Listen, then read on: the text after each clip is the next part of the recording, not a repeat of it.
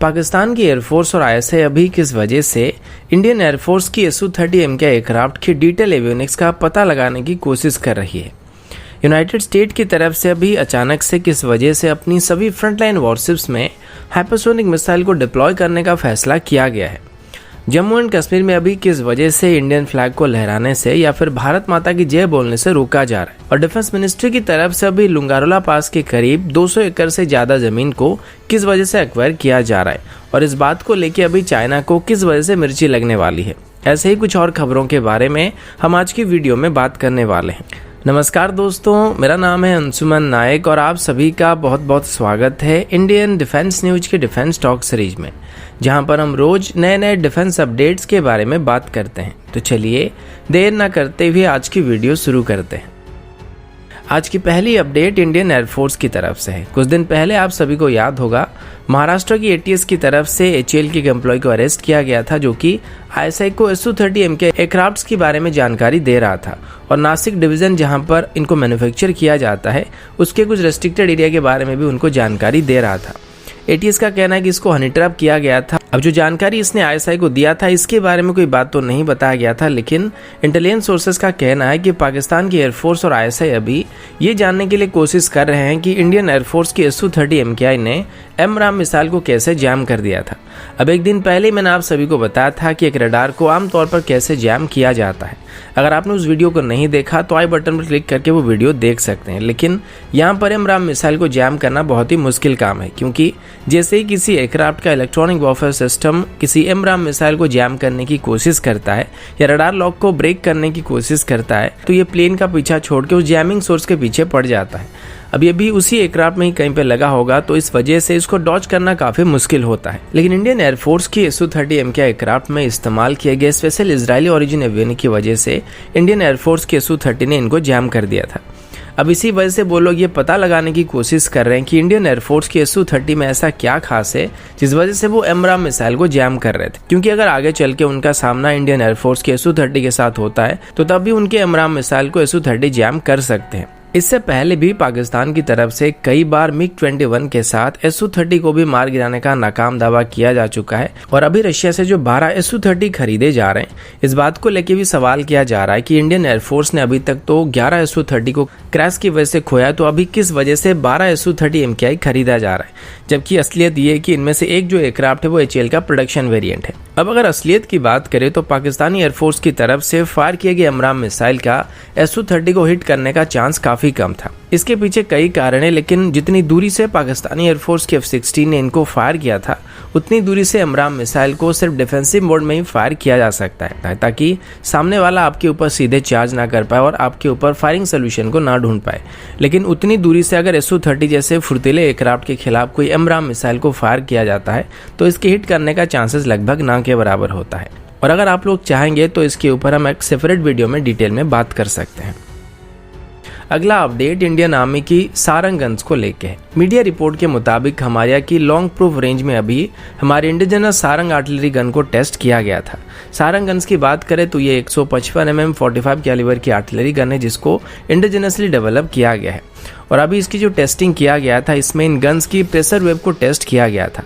खमारिया के long proof range के commandant brigadier निश्चय राउत ने बताया कि यह टेस्ट बहुत ही रेयर टेस्ट है जिसमें आर्टिलरी गन्स की चैम्बर के अंदर जब सेल्स को फायर किया जाता है तो उसमें जो प्रेशर वेव क्रिएट होती है उसको स्टडी किया जाता है। साथ ही इसमें डिफरेंशियल प्रेशर को भी मेजर किया जाता है जो कि किसी भी कन्वेंशनल मेथड में मेजर नहीं किया जा सकता है। अब इसके लिए सारंग गन्स की बैरल के अंदर स्पेशल सेंसर को फिट किया गया था जो कि हर एक फायर के दौरान इसकी प्रेशर और टाइम डाटा को प्लॉट कर रही थी और इसको रियल टाइम बेसिस पर मेजर किया जा रहा था। लेकिन ये पहली बार था जब ऐसी किसी टेस्ट को किसी इंडियन एजेंसी की तरफ से कंडक्ट किया गया था और इसकी सफल टेस्टिंग के बाद आगे चल के अगले महीने से धनुष गन की टेस्टिंग भी शुरू होने वाली है। अगला अपडेट टैक्टिकल यूएवीज को लेके है। रिसेंटली आपने देखा होगा आर्मेनिया और अजरबैजान के बीच चल रही लड़ाई के दौरान ड्रोन से यूएवीज को काफी एक्सटेंसिवली इस्तेमाल किया गया था। ऐसे ही अभी भारत और चाइना के बीच बढ़ रही तनाव की वजह से इन दोनों ही तरफ से अभी यूएवीज को डिप्लॉय करने पर जोर दिया जा रहा है। चाइना के पास पहले से ही कई तरह की यूएवी मौजूद है और इनको वो पाकिस्तान को भी सप्लाई कर रहा है। जिनको अभी पाकिस्तान कश्मीर के अंदर हथियारों को पहुंचाने के लिए इस्तेमाल कर रहा है। अभी भारत की बात करें तो भारत अभी यूनाइटेड स्टेट से MQ-9 ड्रोन को खरीदने वाली है और इजराइल से अपनी हेरॉन ड्रोन को अपग्रेड कर रही है ताकि इनको आर्म ड्रोन में कन्वर्ट किया जा सके, और खुद की रुस्तम 2 ड्रोन को भी डेवलप किया जा रहा है। लेकिन इसी बीच LNT की तरफ से हमारी आर्म फोर्सेस के लिए एक टैक्टिकल UAV को डेवलप करने का प्लान किया गया है। LNT का कहना है कि वो पहले से ही ग्लोबल UAV मैन्युफैक्चरर्स को UAV की पार्ट्स और स्ट्रक्चर को सप्लाई करते आ रहे हैं और अभी वो अपनी खुद की एक UAV को डेवलप करने वाले हैं जिसको LNT अपने दम पर डेवलप करने वाली है। हालांकि इसमें LNT की तरफ से कुछ ओरिजिनल इक्विपमेंट मैन्युफैक्चर से मदद लिया गया है, लेकिन इसको पूरी तरीके से मेक इन इंडिया प्रोग्राम के अंदर डेवलप किया जा रहा है। LNT के मुताबिक उनकी UAV इंडियन आर्म फोर्सेस की सभी टैक्टिकल UAV रिक्वायरमेंट को पूरा कर सकता है और बाकी इसकी स्पेसिफिकेशन की बात करें तो इसका maximum take off weight 700 kg के आसपास होने वाला है, जिसमें से 140 kg के आसपास इसमें पेलोड को कैरी किया जा सकता है। इसकी सर्विस सीलिंग लगभग 25,000 फीट के आसपास होने वाली है और ये मैक्सिमम 115 नॉट की रफ्तार में ट्रैवल कर सकता है और सबसे बड़ी बात यह कि लगातार 11 घंटे तक उड़ान भर सकता है। इसमें बेसिक पेलोड के तौर पर synthetic aperture radar, electronic counter measure system और इलेक्ट्रो ऑप्टिकल आयर सेंसर मौजूद होने वाले हैं। इससे ज़्यादा डिटेल अभी पब्लिक नहीं किया गया, लेकिन इसकी स्पेसिफिकेशन को देख के ऐसा लग रहा है कि एक तरीके से सर्वेलेंस ड्रोन ही होने वाला है। अगला अपडेट भारत की छबार पोर्ट को लेकर। अब सब जानते हैं कि भारत अभी ईरान में छबार पोर्ट को डेवलप कर रहा है और ये भारत के लिए काफ़ी मायने रखता है क्योंकि इसके जरिए भारत सेंट्रल एशिया के साथ जुड़ सकता है। साथ ही पाकिस्तान की ग्वादार पोर्ट को भी इसी से काउंटर किया जा सकता है। लेकिन इसी महीने की शुरुआत में जब यूनाइटेड स्टेट की तरफ से ईरान की 18 मेजर बैंक के ऊपर सैंक्शन लगा दिया गया, तो क्या इसका भारत की छबार पोर्ट की इन्वेस्टमेंट के ऊपर असर पड़ेगा, इसको लेके थोड़ा संदेह किया जा रहा था क्योंकि इन्वेस्टमेंट करने के लिए जो भी मेजर ट्रांजैक्शन किया जाएगा उसको किसी न किसी बैंक के जरिए ही किया जाएगा। लेकिन आज इसको लेके एक और अच्छी खबर सामने आई है। आज हुई 2+2 मीटिंग के दौरान यूनाइटेड स्टेट की तरफ से क्लैरिफाई किया गया है कि ईरान के ऊपर US की तरफ से जितने भी सैंक्शन लगाए गए हैं इसका भारत की छबार पोर्ट के डेवलपमेंट या इन्वेस्टमेंट के ऊपर कोई भी असर नहीं पड़ने वाली है। साथ ही इससे पहले ईरान और अफगानिस्तान के साथ ट्रेड करने के लिए जो वेवेयर दिया गया था वो भी पहले की तरह ही वैलिड रहने वाली है। यूनाइटेड स्टेट का कहना है कि छबार पोर्ट के जरिए भारत अफगानिस्तान को रिसेंटली 75,000 मेट्रिक टन की वेट को डिलीवर कर चुकी है और अलग अलग तरह की ह्यूमैनिटेरियन असिस्टेंस को भी भारत इसी रास्ते के जरिए सेंट्रल एशियन कंट्री को प्रोवाइड करती है। हालांकि एक ट्रेड रूट है, लेकिन भारत ज्यादातर इसमें फूड आइटम्स, एग्रीकल्चर प्रोडक्ट्स या फिर मेडिकल इक्विपमेंट को सप्लाई करता है और इन सभी के ऊपर US की तरफ से कोई भी सैंक्शन नहीं लगाया गया है। अगला अपडेट भारत और चाइना को लेकर। इकोनॉमिक टाइम्स की रिपोर्ट के मुताबिक डिफेंस मिनिस्ट्री की तरफ से अभी लुंगारोला पास के करीब 200 एकड़ से ज़्यादा लैंड को एक्वायर किया गया है और ये भारत और चाइना के बीच 1986 में हुई फेसअप का एक मेजर फ्लैश पॉइंट था, जहां पर इंडियन आर्मी की तरफ से चाइनीज आर्मी को अचानक से चमकाकर पीछे जाने के लिए मजबूर कर दिया था। अभी ये एरिया ताइवान से 17 किलोमीटर की दूरी पर मौजूद है, जो कि बोमडिर विलेज में आती है और यहाँ पर अभी भारत की तरफ से चाइना को काउंटर करने के लिए सभी जरूरी इंफ्रास्ट्रक्चर को डेवलप किया जाने वाला है। कुछ दिन पहले ही मैंने आप सभी को बताया था कि चाइना अभी अरुणाचल प्रदेश की बॉर्डर के करीब S-400 सिस्टम को डिप्लॉय करने की खबर सामने आई थी।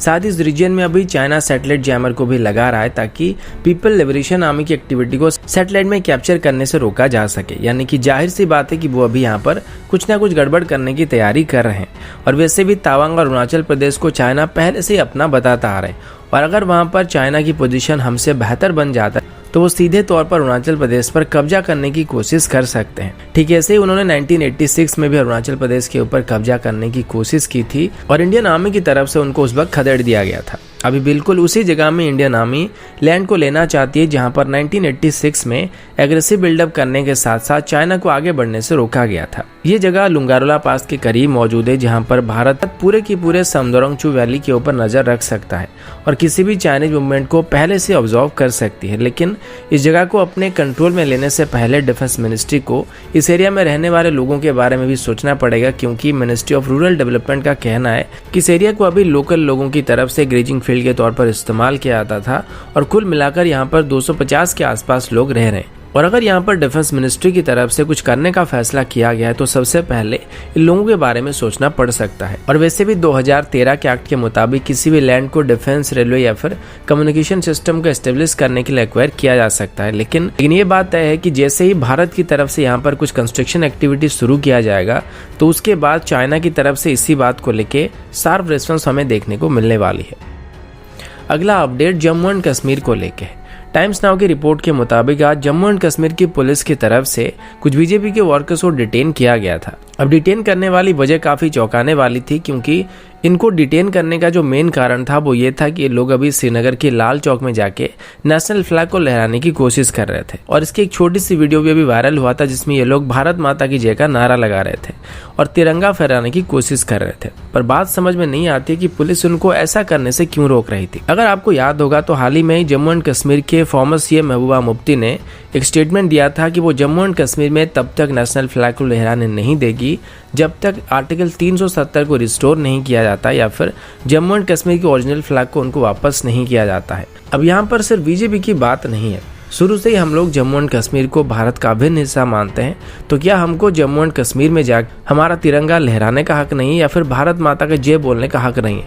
अगर ये करने से हमको जम्मू एंड कश्मीर की स्टेट पुलिस की तरफ से रोका जाता है तो इससे बड़ी शर्मनाक बात और कुछ नहीं हो सकता है, क्योंकि इससे साफ होता है कि मुफ्ती जैसे कुछ लीडर अभी सीधे तौर पर जम्मू एंड कश्मीर को भारत से अलग करने की कोशिश कर रहे हैं। और ये भी बहुत ही शर्मनाक बात है कि जो लोग अभी भारत की संविधान का नाम लेके भारत के खिलाफ बयानबाजी करते हैं, उनको स्पेशल प्रोटेक्शन देने के साथ साथ उनको प्रोटेस्ट करने का हक भी दिया जाता है, लेकिन जिस जम्मू एंड कश्मीर को भारत का हिस्सा बताया जाता है वहां से हमको तिरंगा फहराने से रोका जा रहा है।